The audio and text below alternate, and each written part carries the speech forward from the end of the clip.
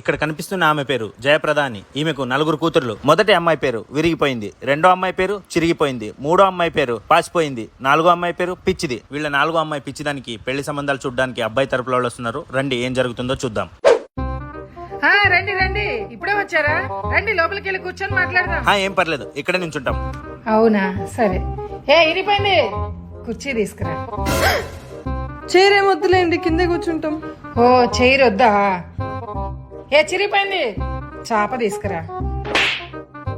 చాపేమొద్దు, మేము ఇలాగే ఉంటాం, ఇలాగే నిలబడతాం. ఓ చాప కూడా వద్దా? అయితే హల్వా తింటారా? తింటాం.